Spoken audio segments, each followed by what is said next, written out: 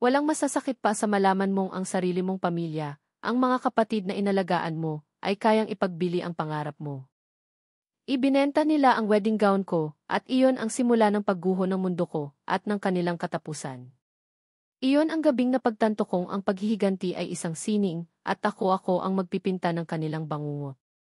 Ako si Isabel, at sa tingin ng marami, ang buhay ko ay parang pininturahan ng perpektong kulay. 29 na taong gulang.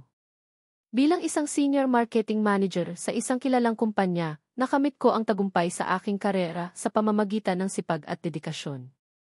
Hindi lang sa trabaho ako pinagpala, madalas din akong mapansin dahil sa aking hitsura. Marami ang nagsasabing biniyayaan ako ng gandang may kakaibang kinang, mga matang matalim, ngunit mabait, at ngiting madalas kong gamitin upang makumbinsi ang mga kliyente, o simpleng magdala ng ngiti sa mga labi ng aking mga mahal sa buhay. Mahaba at itim ang aking buhok, laging maayos, at ang aking kutis ay patuloy kong inaalagaan. Ngunit higit pa sa lahat ng iyan, ako ay isang babaeng may malalim na pagpapahalaga sa pamilya. Ako ang panganay sa 3 magkakapatid.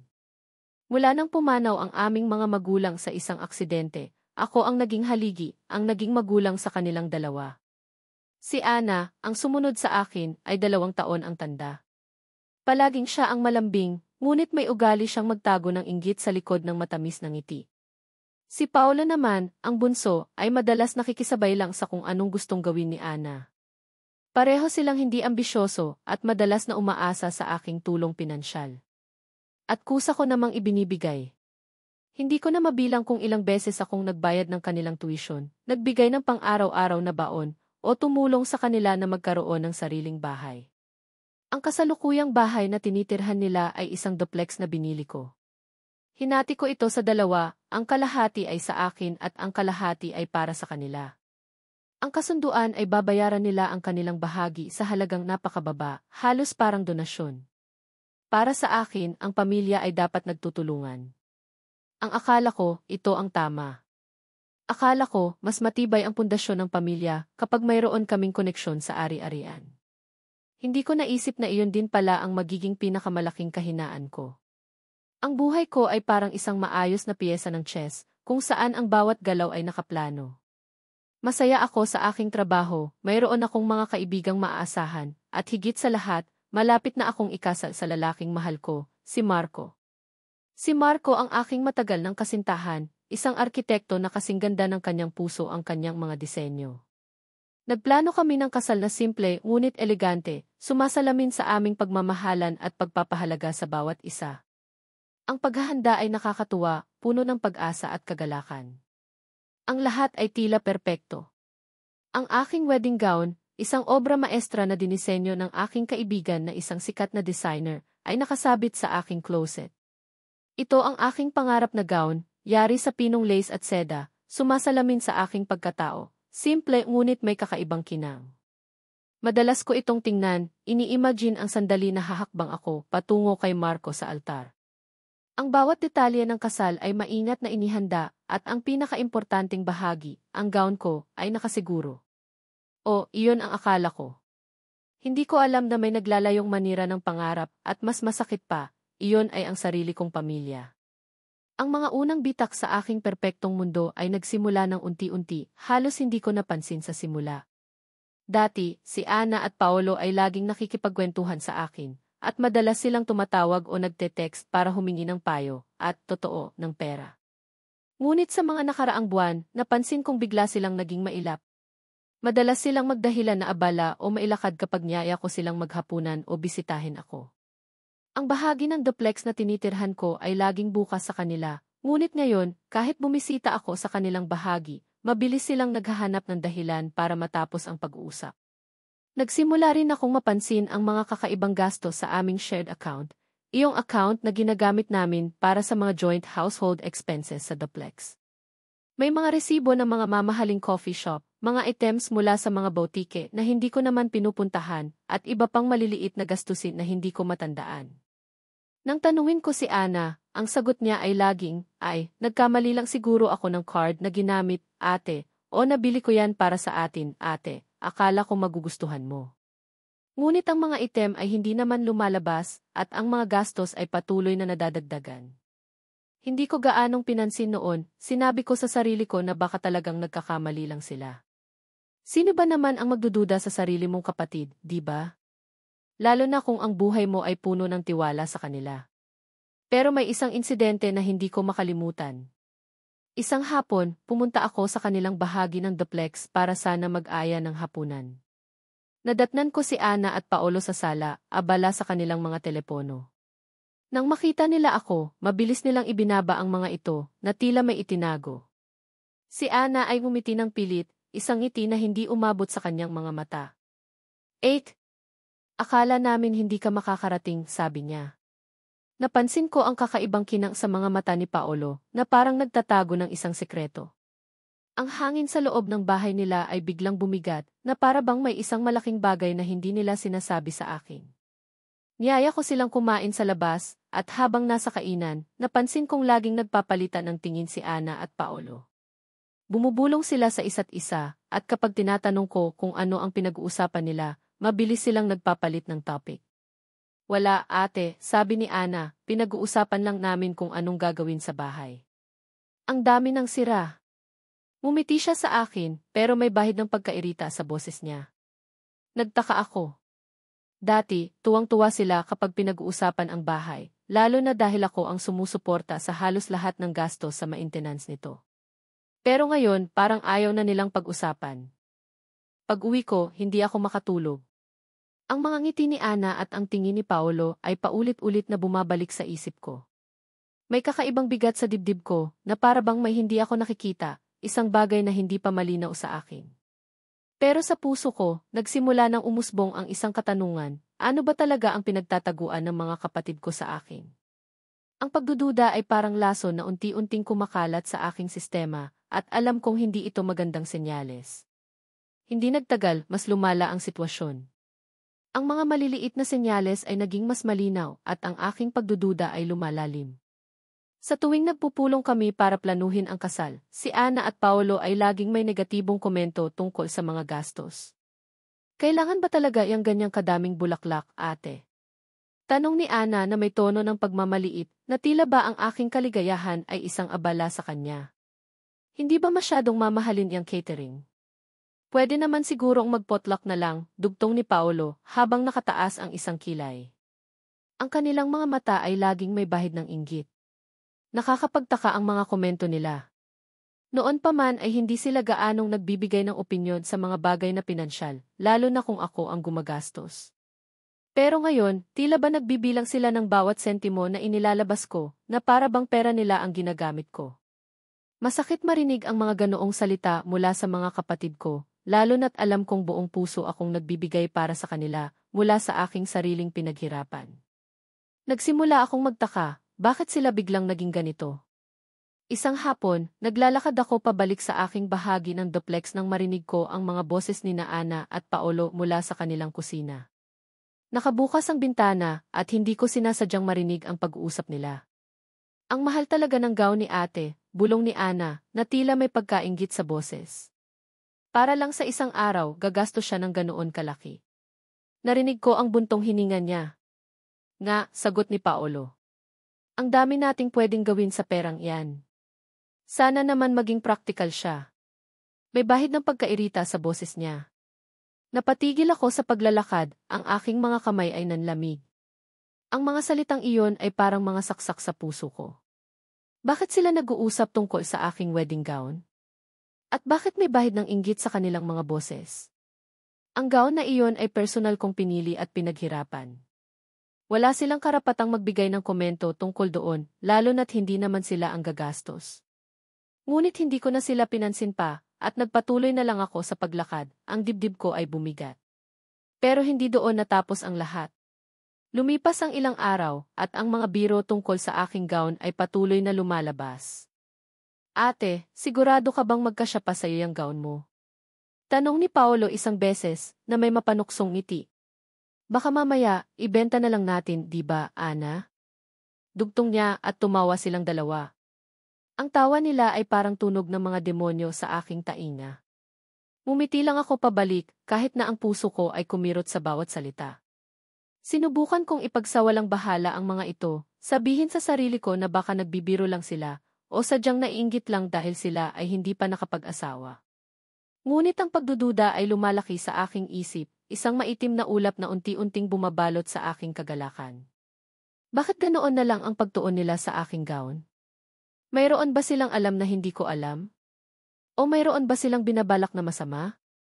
Ang mga tanong na iyon ay nagpapahirap sa akin. Pakiramdam ko, unti-unting nawawala ang tiwala ko sa aking sariling mga kapatid. Ang dating matatag na pundasyon ng aming pamilya ay tila nagkakaroon ng mga bitak at hindi ko alam kung paano ito bubuin. Ang bawat sulyap nila, bawat bulong, ay nagdaragdag sa aking pangamba. Ang araw ng kasal ay papalapit na, ngunit sa halip na excitement, ang nararamdaman ko ay pagkabahala at isang malaking katanungan na hindi ko masagot. Mayroon akong masamang kutob, isang kutob na hindi ko dapat baliwalain. Ang mga sumunod na linggo ay naging mas matindi. Ang kasal ay 2 linggo na lang, at ang lahat ay nasa huling yugto na ng paghahanda. Buong buhay ko, pinangarap ko ang araw na ito.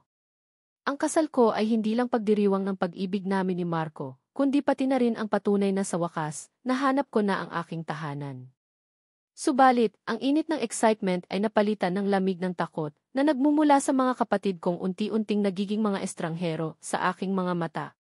Nagreklamo si Ana at Paolo na hindi raw sila nakakakuha ng sapat na atensyon, kahit naabala ako sa pag-aasikaso ng kasal at patuloy pa rin ang pagsuporta ko sa kanila sa pinansyal. Ate, hindi mo na kami pinapansin, reklamo ni Ana. Dati, lagi tayong magkasama. Ngayon, puro kasal na lang. Ang boses niya ay puno ng pagtatampo na para bang ang kasal ko ay isang pagtataksil sa kanilang samahan. Ang bawat salita nila ay parang patak ng lason, unti-unting sumisira sa aking katinuan. Isang araw, nagpasya akong suriin ang aking wedding gown. Ito ang huling beses na nakita ko ito ng maayos, at nais kong siguruhin na handa na ito para sa aking fitting sa susunod na linggo. Lumapit ako sa aking closet, kung saan nakasabit ang gown sa isang espesyal na takip para hindi maalikabok. Dahan-dahan kong binuksan ang zipper ng takip at doon, unti-unting gumuho ang mundo ko. Ang puso ko ay bumagsak sa aking dibdib. Wala na ang gown. Napakagat ako sa labi para hindi mapaiyak. Nilibot ko ang buong kwarto, binuksan ang bawat drawer at kabinet, pero wala. Ang gown na pinaghirapan kong bayaran, ang gown na simbolo ng pangarap ko, ay nawawala. Ang mga kamay ko ay nanginginig at ang bawat hininga ko ay naging mabigat. Hindi ito pwedeng mangyari. Hindi sa akin.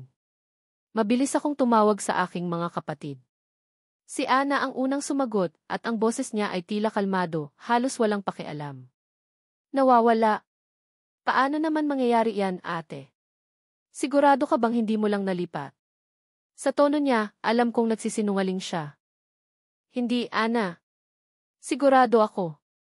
Nasa closet ko lang yan, at hindi ko ginalaw, sigaw ko, at unti-unting nagsimulang bumuhos ang mga luha sa aking mga mata. Doon ko yan nilagay. Ito ang wedding gown ko. Paano mawawala yan? Narinig ko ang bulungan ni Ana kay Paolo sa kabilang linya, at pagkatapos ay sumagot siya ulit. Baka naman ate, kinuha lang ni Manang para linisin. Alam mo naman, malapit na ang kasal mo, baka gusto niya lang maging maayos ang lahat. Ang galing nilang magkunwari. Nababaliw na ba sila? Alam kong hindi kailanman kinuha ni Manang ang gown ng walang paalam. At isa pa, sinabi ko sa kanya na huwag itong galawin hanggat hindi pa kinakailangan. Ang lagnat ng galit ay nagsimulang kumalat sa aking katawan. Hindi, Ana. Hindi kinuha ni Manang, mariin kong sabi, ang boses ko ay nanginginig sa galit. Kayo ba may kinuha? Nagkaroon ng mahabang katahimikan sa kabilang linya. Naririnig ko ang kanilang paghinga, ang pagpigil nila sa anumang tunog. Ano ka ba naman, ate, sabi ni Paolo, at sa boses niya, narinig ko ang bahid ng pagkapikon. Bakit naman namin kukunin yan? Wala kaming pakialam sa gown mo. Ang mga salitang iyon ay parang sampal sa aking mukha. Wala silang pakialam? Ang gown ko. Ang pangarap ko. Ang pagkasira ng aking pinakamamahal na gamit at wala silang pakialam. Ngayon, hindi na lang basta pagdududa ang nararamdaman ko. Mayroon ng matinding hinala, isang tiyak na pagkaunawa. Bakit ganoon ang reaksyon nila? Bakit sila nagiging depensibo? Bakit ang lamig ng kanilang mga boses? Doon ko napagtanto na may malalim na mali sa sitwasyon. Hindi lang ito simpleng pagkawala ng gown. Ito ay isang bagay na mas malalim, mas masama. Ang pag-uusap namin ay nagtapos sa mga di makatotohanang dahilan mula sa kanila. Ang sabi nila, hanapin ko raw ng maayos, baka raw nakalimutan ko lang kung saan ko nilagay. Pero alam ko, sa kaibuturan ng puso ko, na hindi ito ang totoo. Hindi ako makatulog ng gabing iyon. Ang bawat sandali ng aming pag-uusap ay paulit-ulit sa aking isip. Ang kanilang pagbabago ng pag-ugali, ang mga kakaibang gastos, ang mga biro tungkol sa gown at ngayon ang pagkawala nito. Lahat ng iyon ay nagkokonekta, bumubuo ng isang masalimuot na larawan ng pagtataksil. Alam ko, sa mga buto ko, na ang mga kapatid ko ang nasa likod ng pagkawala ng aking wedding gown. Ngayon, ang tanong ay, bakit? At paano ako babawi? Hindi ko na kinaya ang pagdududa at ang sakit na nadarama ko. Ang kasal ay papalapit na, at sa halip na tuwa, ang aking puso ay puno ng kirot at galit. Kailangan kong malaman ang katotohanan kahit pa masakit ito. Hindi ako makakakilos ng maayos kung hindi ko masisiguro kung sino ang nasa likod ng pagkawala ng aking wedding gown. Ang kapayapaan ng isip ko ang nakataya. Kinabukasan, lumapit ako sa isang matalik kong kaibigan, si Attorney Liza Ramirez. Si Liza ay isang pribadong investigador na nakilala ko sa isang charity event. Kilala siya sa kanyang husay at pagiging discreet. Ipinaliwanag ko sa kanya ang sitwasyon, ang pagkawala ng gown, ang kakaibang pag-ugali ng aking mga kapatid, at ang aking matinding hinala. Hindi ko alam kung ano ang dapat kong asahan, pero kailangan ko ng tulong. Ang aking dignidad ay nasusugatan. Isabel, mahirap ang sitwasyon mo, sabi ni Liza, habang nakatitig sa akin ng direkta. Ang kanyang mga mata ay puno ng pag-unawa. Pero handa akong tulungan ka. Magpapadala ako ng isang team para imbestigahan ang lahat. Sisiguraduhin nating makakalap tayo ng ebidensya. Ang kanyang boses ay nagbigay sa akin ng pag-asa. Sa loob ng ilang araw, naging abala si Liza at ang kanyang team. Sinimulan nilang suriin ang mga financial records ni Ana at Paolo, ang kanilang mga bank transactions, at maging ang kanilang mga social media activities. Ang bawat galaw nila ay sinusuri. Sa bawat lumilipas na araw, ang aking pangamba ay nagiging katotohanan. Ang mga piraso ng puzzle ay unti-unting nabubuo. Ang unang lumabas ay ang malaking utang ni Ana at Paolo sa iba't ibang online lenders. Mayroon silang mga utang na hindi ko alam, mga utang na mas malaki kaysa sa kanilang kinikita. Ito ang dahilan ng kanilang mga kakaibang gasto sa shared account. Ginagamit nila ang pera sa iba't ibang bagay, hindi sa pang-araw-araw na pangangailangan. Nanginginig ang kamay ko habang tinitignan ang mga dokumento, mga resibo mula sa mga luxury brands, mga pautang na may matataas na interes. Bakit hindi nila sinabi sa akin? Bakit sila nagtatago ng ganito kalaking problema? Ngunit ang pinakamalaking revelasyon ay ang lumabas sa key footage ng isang pawn shop sa kabilang bayan. Isang linggo bago nawala ang aking gown, nakita sa footage si Ana at Paolo na pumasok sa pawn shop. Dala-dala ang isang malaking bag na pamilyar sa akin. Ito ang bag na ginamit ko para dalhin ang gown mula sa designer papunta sa bahay. Lumalabas sa footage na ipinagbili nila ang gown sa halagang napakalaki. Nakita ko ang pagtawa nila habang kinukuha ang pera, na para bang wala silang pakialam sa sinisira nilang pangarap, sa binabali nilang tiwala. Parang nakikita ko ang kanilang mga mukha, ang mapanuksong ngiti ni Paolo, ang pilit ng ngiti ni Ana. Hindi ko na napigilan ang aking mga luha. Ang sakit na naramdaman ko ay mas matindi pa kaysa sa inaasahan ko. Hindi lang basta nawala ang gown ko, ipinagbili ito ng sarili kong mga kapatid. Para sa pera. Ang gown na sumisimbolo sa pangarap ko, sa aking kinabukasan kasama si Marco. Ibinenta nila para lang masatisfy ang kanilang bisyo at ang kanilang mga utang. Hindi ito simpleng inggit, ito ay isang malalim na pagtataksil. Isang pagpapabaya sa tiwala na buong buhay kong ibinigay sa kanila. Doon ko napagtanto na hindi lang ito tungkol sa gown. Ito ay tungkol sa kanilang paggamit sa akin, sa kanilang pagpapabaya sa pangingibabaw ng aking kabutihan. Naramdaman ko ang matinding galit, isang galit na hindi ko pa naramdaman kailanman. Naisip ko ang lahat ng sakripisyo na ginawa ko para sa kanila, ang lahat ng pera na ibinigay ko, ang lahat ng pagmamahal. At ito ang isinukli nila, isang walang pusong pagtataksil. Doon ko binuo ang aking plano. hindi ko sila haharapin ng mailuha at galit. Haharapin ko sila ng may kapangyarihan. Kailangan nilang matuto ng leksyon, isang leksyon na hinding-hindi nila malilimutan. Ito ang simula ng aking paghihiganti. At sisiguraduhin kong matamis ang bawat hakbang. 2 araw bago ang kasal, inanyayahan ko si Ana at Paolo sa isang family dinner. Ayaw kong magkaroon ng gulo sa mismong araw ng kasal ko. Sinigurado kong nandoon din ang ilang malalapit na kamag-anak, kasama na ang aming tita Helen, na laging nagtatangka na maging tagapamayapa sa aming pamilya. Nandoon din si Marco, tahimik na nakaupo sa tabi ko, ang kanyang kamay ay mahigpit na nakahawak sa akin, alam kong nararamdaman niya ang tensyon sa pagitan namin. Naging kalmado ang dinner sa umpisa. Nagkwentuhan kami ng mga walang kwentang bagay. Niyaya ko silang mag-toast para sa kasal. Ngunit sa ilalim ng ngiti ko, may matinding plano akong inihanda.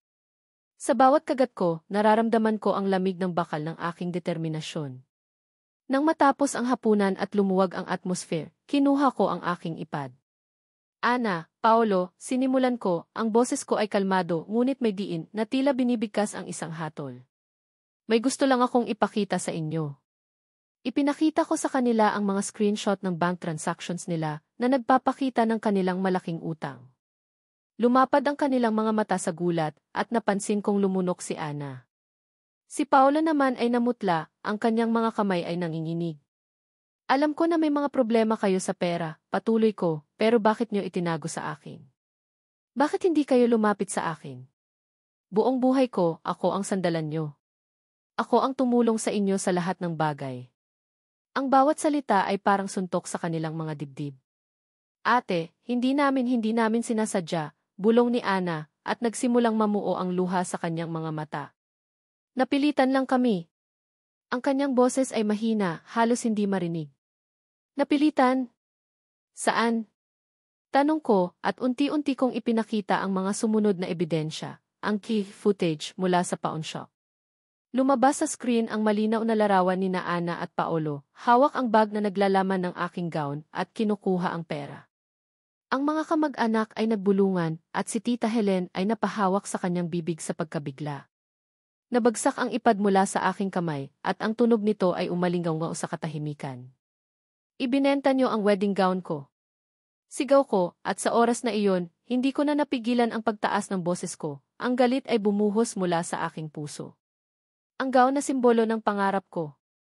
Ang gown na pinaghirapan kong bilhin. Paano niyo nagawa sa akin yan? Anong klaseng mga kapatid kayo? Nagsimulang umiyak si Ana, malakas na hikbi. Ate, kailangan lang talaga namin ng pera. Ang laki na ng utang namin. Akala namin babawiin din namin kaagad. Ang kanyang boses ay puno ng pagmamakaawa. Babawiin? Malapit na ang kasal ko.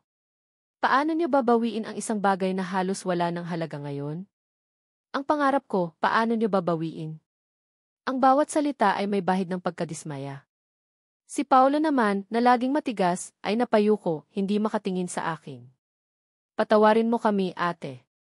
Nagkamali kami. Ang kanyang tinig ay halos walang lakas. Lumapit sa akin si Tita Helen at hinawakan ang aking kamay, ang kanyang mukha ay puno ng pag-aalala. Isabel, anak, kalmahin mo ang sarili mo. Mag-usap kayong mabuti. Tiningnan ko si Tita Helen at pagkatapos ay bumalik ang tingin ko sa aking mga kapatid na ngayon ay halos hindi na makahinga sa pag-iyak. Ang galit sa aking puso ay napalitan ng isang malamig na determinasyon, isang satisfying na kapangyarihan. Akala niyo ba hindi ko malalaman? Sabi ko, ang bawat salita ay may matinding diin. Akala niyo ba kaya niyo akong lokohin habang buhay? Nagkamali kayo. Nag-ipon ako ng lakas. Ito na ang sandali ng aking payoff. Naisip ko na kung kailangan niyo ng pera, kukunin ko ang lahat ng pwede kong kunin para lang makakita ng solusyon. Sabi ko, ang boses ko ay biglang naging kalmado, halos walang emosyon. At nakita ko ang isang solusyon na sasagot sa inyong problema at sa akin din. Nagpalitan ng tingin si Ana at Paolo, nagtataka sa aking sinasabi. Ano ang ibig mong sabihin, ate? Tanong ni Paolo, ang boses niya ay nanginginig. Ang bahay na tinitirhan nyo, simula ko, ang bawat salita ay may diin, tila nagbibigkas ng isang sumpa. Ang bahay na akala nyo ay unti-unti nyo nang binabayaran. Buong buhay ko, ako ang sumusuporta sa inyo. Pero ngayon, dahil sa ginawa nyo, nagdesisyon ako na tapusin na ang kasunduan namin. Nagtataka silang tumingin sa akin, ang kanilang mga mata ay lumaki sa gulat. Pero ate, may kontrata tayo, sabi ni Ana. May kontrata, sagot ko, at kinuha ko ang mga dokumento na ibinigay sa akin ni Liza. Pero may nakasaad din sa kontrata na kung mapatunayan na may ginawa kayong pagtataksil o panloloko sa akin, ang kontrata ay mawawala ng bisa. At sa kasong ito, hindi lang pagtataksil ang ginawa nyo. Ginawa nyo akong tanga, sinira nyo ang tiwala ko, at ibinenta nyo ang aking pangarap. Ibinigay ko sa kanila ang mga bagong dokumento. Ito ang mga papeles na nagpapatunay na binili ko na ang kanilang bahagi ng duplex na ngayon ay buong pag-aari ko na. Ang kanilang mga mata ay lumaki sa gulat, hindi makapaniwala. Binili mo? Paano? Tanong ni Paolo, halos hindi makapagsalita. Madali lang. Kinuha ko ang mga savings ko. Hindi niyo ba naisip na kaya kong gawin iyon? Sabi ko, ang isang ngiti ay dahan-dahang gumuhit sa aking mga labi, isang ngiti na puno ng panalo. Mula ngayon, ang bahay na tinitirhan niyo ay pag-aari ko na. At dahil sa ginawa niyo, ang inyong upa ay tataasan ko ng triple. Ang kanilang mga bibig ay nakanganga. Triple. Bulong ni Ana, at nawalan na siya ng boses, tila ba naubusan ng hininga. Triple, mariin kong sabi. Kailangan niyo nang matuto na ang bawat aksyon ay may kapalit. Ibinenta niyo ang pangarap ko, kaya ibebenta ko ang inyong kapayapaan. Magtrabaho kayo, magbayad kayo. At kung hindi niyo kayang bayaran ang upa, hanap kayo ng ibang matitirhan. Hindi na ako ang inyong bangko. Ang katahimikan sa loob ng bahay ay naging bingi. Ang mga mata ni Ana at Paolo ay puno ng matinding gulat at kawalan ng pag-asa. Si Tita Helen at ang iba pang kamag-anak ay hindi makapagsalita, ang kanilang mga mukha ay puno ng pagkabigla. Nakita ko ang pagkaawa sa kanilang mga mata, pero hindi ko pinansin. Ang oras na ito ay para sa akin. Hindi ko naman kayo pababayaan ng tuluyan, sabi ko, ang boses ko ay kalmado na ulit, pero kailangan nyo na ring tumayo sa sarili ninyong mga paa. Ang pera na dapat ay ilalaan ko para sa inyo, gagamitin ko na lang para sa sarili kong kapakanan. Ang gown ko, hindi man bumalik, pero ang dignidad ko, hindi ko kailanman hahayaang mabili ng kahit sino. Ito ang presyo ng inyong pagtataksil. Ang mga sumunod na linggo ay naging magulo para kina Ana at Paolo. Ang dating masaya nilang buhay ay napalitan ng pag-aalala sa bawat sentimo. Nagsimula silang maghanap ng mga part-time jobs para lang matustusan ang kanilang mataas na upa at ang kanilang mga utang. Nakita ko ang pagod sa kanilang mga mukha, ang kawalan ng kislap sa kanilang mga mata. Ang dating maayos nilang bahay ay naging tahimik at malungkot, walang ingay ng tawa o pag-uusap. Samantala, ako ay nagpatuloy sa paghahanda ng aking kasal. May bago akong gown, hindi man ito ang orihinal na pangarap ko, pero mas mahalaga ang pag-ibig ni Marco at ang kapayapaan sa aking puso. Naging masaya ang kasal namin, simple ngunit puno ng pagmamahalan. Maraming kaibigan at kamag-anak ang dumalo, at naramdaman ko ang tunay na suporta at pagmamahal mula sa mga taong talagang nagpapahalaga sa akin. Si Ana at Paolo ay dumalo rin, tahimik at nakaupo sa likuran. Hindi ko sila kinausap at sila man ay hindi lumapit. Hindi ko rin naman inasahan. Ngayon, ilang buwan na ang lumipas. Masaya ako sa aking buhay kasama si Marco. Naranasan ko ang pait ng pagtataksil, ngunit natuto akong mas maging maingat sa aking mga pinagkakatiwalaan, kahit pa ito ay sarili kong pamilya. Hindi ko pinagsisisihan ang aking ginawa. Ang paghihiganti ay hindi lang tungkol sa pagpaparamdam ng sakit sa iba, kundi pati na rin sa pagpapalaya sa sarili mula sa pasanin ng pagtataksil at pagkabigo. Madalas kong pagmasdan ang bahagi ng duplex na tinitirhan ni Ana at Paolo. Nakikita ko ang kanilang pagpupursige, ang kanilang pagtatrabaho. Sa isang banda, masaya ako na natututo silang tumayo sa sarili nilang mga paa, na ang aking aksyon ay nagdulot ng pagbabago sa kanila. Sa kabilang banda, nananatili ang kirot sa puso ko sa kanilang pagtataksil. Ngunit alam ko, ito ang tamang desisyon. Hindi ko pwedeng hayaan na patuloy nilang gamitin ang aking kabaitan at pagmamahal. Ang leksyon na natutunan ko ay malalim. Ang pagmamahal sa pamilya ay hindi nangangahulugan na hahayaan mong abusuhin ka. Maihangganan ang lahat. At sa huli, ang pinakamahalagang kapayapaan ay ang kapayapaan ng sarili mong kaluluwa, ang kakayahang tumayo sa sarili mong mga paa, at ang pagmamahal sa sarili. Ang aking buhay ngayon ay puno ng kalayaan, isang kalayaan na matagal kong hinangad. Hindi man bumalik ang aking gown, pero nabawi ko ang aking dignidad, at higit sa lahat, ang kontrol sa sarili kong buhay. Ito ang aking kwento ng paghihiganti, at ito ang aking kwento ng paglaya.